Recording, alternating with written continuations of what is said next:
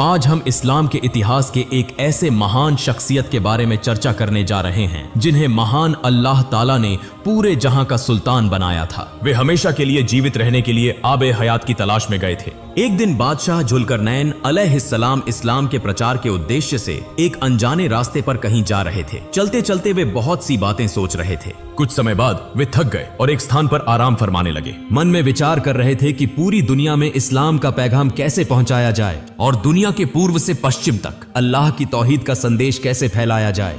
इसी दौरान आसमान के एक फरिश्ते के साथ उनकी बातचीत हुआ करती थी। अचानक वह फरिश्ता बादशाह जुल्करनैन अलैहिस्सलाम के पास आया, सलाम किया और पूछा, हे सुल्तान, आप इतनी गहराई से क्या सोच रहे हैं? तब बादशाह जुल्करनैन अलैहिस्सलाम ने कहा, मैं अपनी पूरी जिंदगी अल्लाह की इबादत करना चाहता हूँ और इस्लाम का पैगाम पूरी दुनिया में फैलाना चाहता हूँ, लेकिन एक दिन मौत तो आएगी ही। फिर इस्लाम का प्रचार कैसे होगा? अच्छा मुझे बताइए, अल्लाह के फरिश्ते किस प्रकार इबादत करते हैं? यह सुनकर फरिश्ते ने कहा, आसमान के फरिश्ते जिस इबादत में लगते हैं कयामत तक उसी में लगे रहते हैं। अगर कोई फरिश्ता रुकू में खड़ा होता है तो कयामत तक रुकू में ही खड़ा रहेगा, और अगर कोई फरिश्ता सजदे में है तो कयामत तक उसी में रहेगा। यह सुनकर बादशाह जुल्करनैन अलैहिस्सलाम बोले, अगर अल्लाह रब्बुल आलमीन मुझे कयामत तक की जिंदगी देते तो मैं भी कयामत तक उनकी इबादत में मग्न रहता, लेकिन क्या यह संभव है? तब फरिश्ते ने कहा, मैंने आसमान में सुना था कि धरती के आखिरी छोर पर कोहे काफ पर्वत के तल में एक अंधेरी गुफा के अंदर आब ए हयात नामक एक कुआं है। अगर कोई इस कुआं के पानी पीता है तो वह हमेशा के लिए जीवित रहता है। यह सुनकर बादशाह जुल्करनैन अलैहिस्सलाम आश्चर्यचकित हो गए। इसके बाद फरिश्ता सलाम कर वहां से विदा हो गया। बादशाह जुल्करनैन अलैहिस्सलाम सोचते हुए अपने दरबार की ओर लौटने लगे। अल्लाह रब्बुल आलमीन ने बादशाह जुल्करनैन अलैहिस्सलाम को पूरी दुनिया का सुल्तान बनाया था। उन्होंने धरती के मशरिक से मगरिब तक की यात्रा की थी। अगले दिन बादशाह जुल्करनैन अलैहिस्सलाम ने दरबार में एक आवश्यक बैठक बुलाई। उनके प्रमुख सलाहकार थे हजरत खिज्र अलैहिस्सलाम, अल्लाह के वली लोकमान हकीम और अन्य ज्ञानी व बुजुर्ग औलिया। बादशाह जुल्करनैन अलैहिस्सलाम ने उनसे पूछा, आबे हयात के पानी के बारे में क्या आप में से कोई कुछ जानता है? तो कृपया बताएं। उपस्थित उलेमा में से एक ने कहा, हुजूर, मैंने हजरत आदम अलैहिस्सलाम के एक नसीहतनामे में पढ़ा कि अल्लाह ताला ने इस धरती पर आब ए हयात नामक एक पाक पानी भेजा है। जो कोई इसे एक बार पी ले वह कयामत तक नहीं मरेगा। लेकिन आब ए हयात के अंधकार की गहराई बहुत अधिक है। वहां जाने के लिए कीमती याकूत और मोती लेकर जाना होगा, नहीं तो रास्ता भटकने की संभावना है। एक अन्य व्यक्ति ने कहा, मैंने भी सुना है कि आब ए हयात का पानी दूध से भी सफेद और शहद से भी मीठा है। इसे पीने से कयामत तक जिंदा रहा जा सकता है। यह धरती के आखिरी छोर पर कोहे काफ पर्वत के तल में स्थित है। तब बादशाह जुल्करनैन अलैहिस्सलाम ने कहा, मेरी हुकूमत की जिम्मेदारी और अधिकार आप सभी को सौंपकर मैं आब ए हयात की खोज में जाना चाहता हूँ। इसके बाद उन्होंने रियासत के संचालन की जिम्मेदारी एक अमीन को सौंप दी और 12 वर्षों के लिए आब ए हयात की तलाश में निकलने की तैयारी की। हजरत खिज्र अलैहिस्सलाम को काफिले का प्रमुख नियुक्त किया गया। अंधकारमय स्थान पर रोशनी की आवश्यकता थी, इसलिए बादशाह जुल्करनैन ने खजाने से 2 चमकते हुए याकूत लिए। एक याकूत उन्होंने खिज्र अलैहिस्सलाम को दिया और दूसरा अपने पास रखा। इसके बाद खिज्र अलैहिस्सलाम अपनी सेना और आवश्यक खाद्य सामग्री के साथ आब ए हयात की तलाश में निकल पड़े। बादशाह जुल्करनैन ने पहले धरती के मशरिकी छोर की ओर यात्रा की। यात्रा के दौरान उन्होंने कई अद्भुत और नई मखलूकात को देखा। तब जुल्करनैन ने रुककर अपनी सेना से पूछा, क्या आप बता सकते हैं कि यह किस प्रकार का मखलूक है? सेना ने उत्तर दिया, हुजूर, हमें इस प्रकार के मखलूक के बारे में पहले कोई जानकारी नहीं थी। यह भी अल्लाह रब्बुल आलमीन की कुदरत का एक निशान है। आगे बढ़ते हुए वे एक नदी पर पहुंचे। वहां उन्होंने देखा कि नदी में एक प्रकार के लोग रहते हैं जिनके सामने का हिस्सा इंसानों जैसा है और पीछे का हिस्सा मछली जैसा। वे नदी के अंदर भी रहते हैं, न कभी बात करते हैं और न ही इंसानों के साथ मेलजोल रखते हैं। यह देखकर जुल्करनैन ने अपनी सेना से पूछा, क्या आपने पहले इस प्रकार की जाति देखी है? सेना ने कहा, हुजूर, देखना तो दूर, हमने इस प्रकार की जाति के बारे में कभी सुना भी नहीं। जुल्करनैन ने कहा, जाओ उनमें से 2 को पकड़ कर लाओ। सेना ने कहा, हुजूर, उन्हें पकड़कर क्या करेंगे? जुल्करनैन ने उत्तर दिया, आजमाइश करेंगे कि वे वास्तव में इंसान हैं या किसी अन्य मखलूक के। सेना उनके पास गई, लेकिन वे कोई प्रतिरोध नहीं कर रहे थे और चुपचाप वहीं बैठे थे। सेना ने उनमें से 2 को पकड़ लिया। कई परीक्षणों के बाद यह पाया गया कि उनके पास इंसानों की कोई विशेषता नहीं थी। वे वास्तव में मछली प्रजाति के थे। इसके बाद उन्हें नदी में वापस छोड़ दिया गया। फिर समय बर्बाद किए बिना जुल्करनैन और उनकी सेना आगे बढ़ने लगे। कुछ दूर चलने के बाद वे एक स्थान पर पहुंचे जहां उन्होंने एक अजीब प्रकार की मानव जाति देखी। वे पशुओं की तरह 4 पैरों पर चलते थे और जंगल की गुफाओं में झुंड बनाकर रहते थे। जुल्करनैन और उनकी सेना को देखकर वे इधर उधर भागने लगे। तब जुल्करनैन ने अपनी सेना से पूछा, ये किस प्रकार की मानव जाति है? क्या आपको इनका नाम पता है? पूर्ण सेना ने उत्तर दिया, हुजूर, हमें इनके बारे में कोई जानकारी नहीं है। जुल्करनैन ने कहा, जंगलों के भीतर से यात्रा करते हुए क्या आपने इस प्रकार की मानव जाति पहले देखी है? पूर्ण सेना ने उत्तर दिया, हुजूर, देखना तो दूर, हमने इनके बारे में पहले कभी सुना भी नहीं। जुल्करनैन ने कहा, जाओ उनमें से किसी एक को पकड़ कर लाओ। पूर्ण सेना ने उत्तर दिया, हुजूर, वे तो हमें देखकर डर के मारे भाग रहे हैं, उन्हें पकड़कर लाना मुश्किल होगा। जुल्करनैन ने कहा, उनकी भी आजमाइश करेंगे कि वे वास्तव में मानव जाति हैं या नहीं। सेना ने उनमें से एक को पकड़ लिया। परीक्षण के बाद यह पाया गया कि उनकी आकृति इंसानों जैसी थी, लेकिन उनके पास कोई अक्ल नहीं थी। वे बहुत डरे हुए थे और किसी अन्य जाति को देखकर गुफाओं में भागने लगते थे। इसके बाद जुल्करनैन ने वहां अधिक समय न लगाकर अपनी यात्रा जारी रखी। चलते चलते वे 2 पहाड़ों के बीच पहुंचे। वहां उन्होंने एक समुदाय देखा जो उनकी भाषा को समझने में असमर्थ था। तब बादशाह जुल्करनैन ने संकेतों के माध्यम से वहां के लोगों की बात समझने की कोशिश की। उन्होंने कहा, हुजूर, आपके जैसे आदिल और सच्चे सुल्तान का हमारे बीच होना हमारे लिए इज्जत की बात है। उन्होंने आगे कहा, हे जुल्करनैन, याजूज माजूज नाम की मनुष्य रूपी दैत्य जाति इस धरती पर भारी फसाद मचा रही है। जब वे निकलते हैं तो उनके डर से सभी लोग अपने घरों को छोड़कर कहीं और शरण लेने को मजबूर हो जाते हैं। वे हर चीज को नष्ट कर देते हैं, यहाँ तक कि खाद्य सामग्री और पशुओं को भी खत्म कर देते हैं। उनकी संख्या इतनी ज्यादा है कि हम उनसे लड़ नहीं सकते। कृपया हमें उनसे बचाइए। इसके बाद उन्होंने कहा, हे जुल्करनैन, क्या हम सदका करके आपको कुछ धन दे सकते हैं ताकि आप उनके और हमारे बीच एक बड़ी दीवार बना सकें? बादशाह जुल्करनैन ने उत्तर दिया, अल्लाह ताला ने मुझे जो धन और शक्ति दी है वह पर्याप्त है। बस आप मुझे अपने श्रम से मदद करें और मैं आपके और याजूज माजूज के बीच एक दीवार बना दूंगा। इसके बाद जुल्करनैन ने याजूज माजूज की प्रकृति और उनके कार्यों के बारे में जानकारी ली। लोगों ने बताया कि उनमें कुछ इंसानों जैसे हैं, पर उनकी जीभ बहुत लंबी है। कुछ के शरीर इंसानों जैसे हैं, लेकिन चेहरा पशुओं जैसा। कुछ के बड़े बड़े कान हैं, तो कुछ के सिर पर सींग होते हैं। फिर जुल्करनैन ने कहा, तुम लोग मेरे पास लोहे की चादरें लाओ। अगले दिन सैनिकों ने मिट्टी खोदकर लोहा और तांबा एकत्र करना शुरू कर दिया। जब दोनों पहाड़ों के बीच का स्थान लोहे से भर गया तो जुल्करनैन ने कहा, भट्टी में आग जलाओ और लोहे को गर्म करो। जब लोहा पिघलकर द्रव में बदल जाए तो उसमें पिघला हुआ तांबा डाल दो। इस तरह वहां एक विशाल दीवार बना दी गई। इसके बाद याजूज माजूज कभी उस दीवार को पार नहीं कर सके। इस काम को पूरा करने के बाद जुल्करनैन ने कहा, यह मेरे अल्लाह का करम है। बादशाह जुल्करनैन की इस ताकत को देखकर वहां के लोगों ने इस्लाम धर्म को स्वीकार कर लिया। हदीसों में उल्लेख मिलता है कि कयामत तक वे याजूज माजूज के अत्याचार से सुरक्षित रहेंगे। हजरत अली रदियल्लाहु अन्हु से वर्णित एक हदीस में कहा गया है कि याजूज और माजूज इस दीवार को प्रतिदिन अपनी जीभ से चाट चाट कर कमजोर करने की कोशिश करते हैं। दिन ढलने के करीब वे सोचते हैं कि अगली सुबह इसे खत्म कर देंगे, लेकिन जब वे सुबह फिर से दीवार के पास पहुंचते हैं तो वह दोबारा पहले जैसी मजबूत हो जाती है। इसके बाद जुल्करनैन और उनकी सेना उत्तर की ओर बढ़े। वहां उन्होंने देखा कि एक विशाल दीवार से घिरा हुआ क्षेत्र था। उस दीवार के दूसरी तरफ क्या था, यह जानने के लिए जुल्करनैन ने अपने सैनिकों के साथ चारों ओर का मुआयना किया, लेकिन उन्हें कहीं भी कोई दरवाजा नहीं मिला।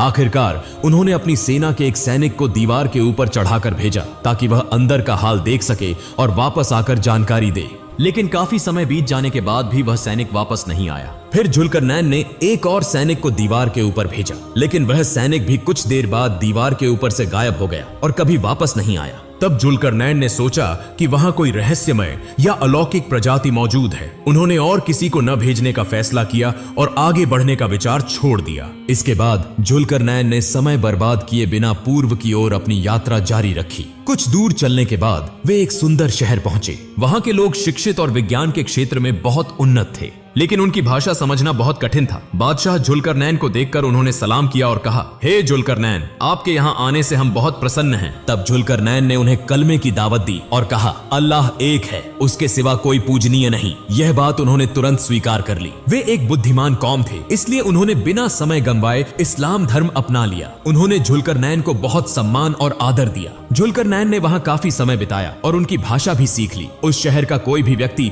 उनकी बातों का विरोध नहीं करता था। जुल्करनैन ने इस्लाम की दावत इतनी आसानी से किसी और कौम को नहीं दी थी। जब वहां का हर व्यक्ति ईमान ले आया तो उन्होंने वहां से पूर्व की ओर यात्रा शुरू की। कुछ समय बाद जुल्करनैन एक समुद्र के किनारे पहुंचे। उन्होंने देखा कि आगे बढ़ने का कोई साधन नहीं था। तभी उनके सैनिकों ने कहा, हुजूर, समुद्र के उस किनारे पर एक सुंदर शहर दिखाई दे रहा है। जुल्करनैन ने वहां जाने की इच्छा जताई, लेकिन सैनिकों ने कहा, हुजूर, वहां जाने के लिए समुद्र पार करना पड़ेगा और यहाँ न तो कोई नाव है और न ही कोई अन्य साधन। जुल्करनैन ने ध्यान दिया कि उनके डर से वहां के लोगों ने सब कुछ छिपा रखा है। तब उन्होंने अपने सैनिकों से कहा, जंगल से कुछ पेड़ काट कर लाओ और उनकी लकड़ियों से बेड़ा बनाओ, उसी से हम समुद्र पार करेंगे। सैनिक जंगल में गए और वहां ऐसे पेड़ पाए जिनकी लकड़ी पानी में डूबती नहीं थी। उन्होंने जल्दी से कई बेड़े बनाए और एक एक करके उन पर सवार होकर समुद्र पार किया। जब वे उस शहर में पहुंचे तो उन्होंने देखा कि वहां के लोग बहुत कमजोर और काले रंग के थे। जुल्करनैन ने उनसे पूछा, आप लोग इतने कमजोर क्यों हैं? उन्होंने कहा, हमारे पास पर्याप्त संपत्ति है, लेकिन भोजन की भारी कमी है। हम राशन प्रणाली के माध्यम से भोजन पाते हैं। उन्होंने जुल्करनैन का सम्मान किया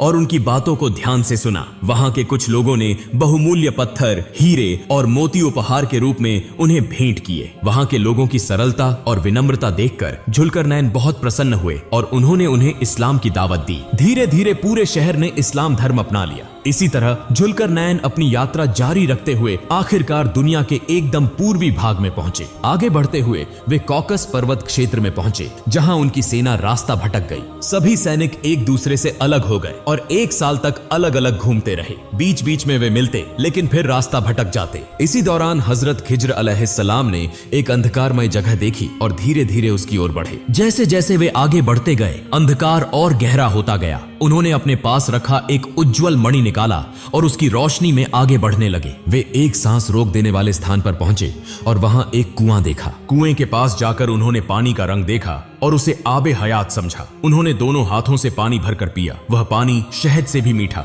दूध से भी सफेद और कस्तूरी से भी अधिक सुगंधित था। हजरत खिज्र ने उस पानी को भरपेट पिया और अल्लाह का शुक्र अदा किया। इससे उनकी भूख और प्यास मिट गई, शरीर को नई शक्ति मिली और उनका चेहरा चमकने लगा। फिर उन्होंने सोचा कि इस पानी को जुल्करनैन को भी पिलाएंगे। इसके बाद वे वापस लौटने लगे। हजरत खिज्र अलैहिस्सलाम जहां पहुंचने के लिए उन्होंने बहुत दिनों तक सफर किया था, वहां से बाहर निकलने में उन्हें 10वें हिस्से का समय भी नहीं लगा। बहुत कम समय में वे अंधकार से बाहर आ गए और जुल्करनैन को ढूंढने लगे। लंबी तलाश के बाद उनका सामना कुछ सैनिकों से हुआ। सैनिक खिज्र अलैहिस्सलाम को पहचान नहीं पाए। उन्होंने पूछा, आप कौन हैं और इस अंधकारमय स्थान पर क्या कर रहे हैं? खिज्र अलैहिस्सलाम थोड़ी देर तक चुप रहे, फिर कहा, मैं खिज्र अलैहिस्सलाम हूँ। सैनिकों ने कहा, हम आपको पहचान नहीं पा रहे, आपकी सूरत इतनी बदल कैसे गई? तब खिज्र अलैहिस्सलाम ने बताया, मैंने आबे हयात के पानी का सेवन किया है। आबे हयात पीने के बाद खिज्र अलैहिस्सलाम का चेहरा इतना उज्जवल हो गया था कि उनकी पुरानी सूरत से कोई समानता नहीं रह गई थी। इसलिए उन्हें अपनी पहचान बतानी पड़ी। उन्होंने सैनिकों से पूछा, जुल्करनैन कहाँ हैं? सैनिकों ने कहा, वे 1 साल पहले हमसे अलग हो गए थे और कहाँ गए इसका हमें कुछ पता नहीं। दूसरी ओर जुल्करनैन अलग थलग पड़े, बहुत दिनों तक रास्ते भटकते रहे और आखिरकार एक अंधेरी गुफा में प्रवेश किया। गुफा के अंदर बहुत दूर जाने के बाद उन्होंने एक विशाल महल देखा। धीरे धीरे महल के करीब जाकर उन्होंने देखा कि दरवाजे पर एक बहुत बड़ा मुर्गा खड़ा है। वह मुर्गा इंसानों की तरह बोल सकता था। जुल्करनैन को देखते ही मुर्गा बोला, हे पृथ्वी के शासक जुल्करनैन, आप यहाँ किस लिए आए हैं? जुल्करनैन ने कहा, मैं आबे हयात की तलाश में यहाँ आया हूँ। अगर मुझे आबे हयात मिल जाए तो मैं हमेशा के लिए जीवित रह सकूंगा। जुल्करनैन की बात सुनकर मुर्गा हंसने लगा और कहा, अल्लाह ने आपको जो विशाल राज्य और अपार सुख सुविधाएं दी हैं, उससे आपका मन नहीं भरा? अब आप कयामत तक जीवित रहना चाहते हैं? इतना लालच ठीक नहीं है। दुनिया का समय अब समाप्त होने को है। गाने बजाने का चलन बढ़ चुका है। पुरुष औरतों का वेश धारण करेंगे और औरतें पुरुषों का। लोग बड़ी बड़ी इमारतें बनाएंगे और दुनिया की ऐश आराम में डूब जाएंगे। अल्लाह का जिक्र लोगों के दिलों से गायब हो जाएगा। दिन ब दिन इंसान पतन की ओर बढ़ेगा। ऐसे में कयामत तक जीवित रहने का क्या फायदा? यह कहकर मुर्गा अपने पंख फड़फड़ाने लगा और महल मोतियों, हीरों, जवाहरात और बेशकीमती पत्थरों से भर गया। फिर मुर्गा बोला, क्या आप इन सब चीजों को लेना चाहते हैं? जुल्करनैन ने कहा, नहीं, मुझे यह सब नहीं चाहिए। फिर मुर्गा बोला, तो आप आगे बढ़ें, वहां आपको और कुछ पता चलेगा। जुल्करनैन मुर्गे की बात मानकर आगे बढ़े। कुछ दूरी पर उन्होंने देखा कि हजरत इसराफील अलैहिस्सलाम एक विशाल सिंगा लेकर खड़े हैं। उनकी निगाहें आसमान की ओर लगी हुई थीं। जुल्करनैन वहां पहुंचे और हजरत इसराफील अलैहिस्सलाम को सलाम किया। इसके बाद इसराफील अलैहिस्सलाम ने उनसे पूछा, हे जुल्करनैन, आप किस उद्देश्य से यहाँ आए हैं? जुल्करनैन ने कहा, मैं आबे हयात की तलाश कर रहा हूँ। मैं आबे हयात का पानी पीकर कयामत तक जीवित रहना चाहता हूँ। तब इसराफील अलैहिस्सलाम ने जुल्करनैन की बात सुनकर कहा, तुम्हारे लिए इस तरह का लालच न करना ही बेहतर है। लंबी उम्र पाने के बाद भी कोई अल्लाह रब्बुल आलमीन का करीब नहीं हो सका। इसलिए सीधे अपने घर लौट जाओ और अल्लाह ने जो जिंदगी तुम्हें दी है उसका शुक्र अदा करो। याद रखना, इस समय को बेकार मत गंवाओ। यह कहकर इसराफील अलैहिस्सलाम ने जुल्करनैन को एक पत्थर दिया और कहा, इस पत्थर से मेरी बातों को परख लेना। इसके बाद जुल्करनैन पत्थर लेकर अंधेरे से निकलकर उजाले की ओर चल पड़े। रास्ते में जमीन की चमकदार रंगत ने उनका ध्यान खींचा। उन्होंने अपने साथी हकीम लुकमान से पूछा, यह इस तरह चमक क्यों रही है? हकीम लुकमान ने कहा, यह मिट्टी नहीं है, यहाँ मोती, जवाहरात, याकूत और फिरोजा जैसे बेशकीमती रत्नों का ढेर है। अगर आपकी जरूरत हो तो आप इसे ले सकते हैं। तब जुल्कारनैन ने वहां से कुछ पत्थर उठाए और आगे बढ़े। लंबे सफर के बाद जब वे उजाले के देश पहुंचे तो उन्होंने देखा कि रास्ते में जो पत्थर उन्होंने उठाए थे वे वास्तव में बेशकीमती रत्न थे। इसराफील अलैहिस्सलाम द्वारा दिया गया पत्थर एक सफेद पत्थर था जो बिल्ली के सिर के आकार का था। जुल्कारनैन ने हकीम लुकमान से पूछा, मुझे यह पत्थर क्यों दिया गया? हकीम लुकमान ने कहा, इस पत्थर का उद्देश्य तुम्हें यह सिखाना है कि दुनिया की हर चीज का लोभ त्याग दो। अगर तुम इस पत्थर को तराजू में तौलोगे तो दुनिया की किसी भी चीज का वजन नहीं पाओगे। केवल मिट्टी को तराजू में रखोगे तो उसका सही वजन मिलेगा। इसका मतलब है कि दुनिया की सारी चीजें असली में बेकार हैं। केवल मिट्टी ही असली है। मनुष्य का शरीर मिट्टी से बना है और एक दिन मिट्टी में ही मिल जाएगा। महल, पेशा, धन दौलत कुछ भी स्थायी नहीं है, इसलिए हमें उस मिट्टी में लौटने के लिए तैयार रहना चाहिए। यह सुनकर जुल्कारनैन ने अपने पास की सारी संपत्ति, सोना, चांदी, हीरे, मोती और पैसा वहां मौजूद लोगों में बांट दी और कहा, तुम सब अपने घर लौट जाओ, मैं इस पहाड़ के नीचे अपना बाकी जीवन गुजारूंगा। इसके बाद उन्होंने सभी को विदा किया और अपनी मां को एक पत्र लिखा जिसमें उन्होंने कहा कि वह उनके लिए हमेशा दुआ करती रहे। उन्होंने यह भी कहा कि वह कयामत के दिन अपनी मां से मिलेंगे। जुल्कारनैन की मां ने उनका पत्र पाकर आंसू बहाए और जब तक वह जीवित रहीं अपने बेटे के लिए दुआ करती रहीं। जुल्कारनैन पहाड़ की तलहटी में बैठकर अल्लाह की इबादत करते रहे। इसी तरह कई साल बीत गए और फिर वहीं पर उनका इंतकाल हो गया। इसलिए प्रिय दर्शकों, हम सभी को एक दिन मौत का स्वाद चखना होगा। दुनिया के सारे सुख सुविधाएं बेकार हैं। हमें चाहिए कि बुरे काम छोड़कर सीधे और सरल रास्ते पर चलें। जब हमारी मौत आए तो हम सभी कलिमा पढ़ते हुए इस दुनिया से विदा हों। महान अल्लाह ताला हम सबको यह तौफीक दे, आमीन।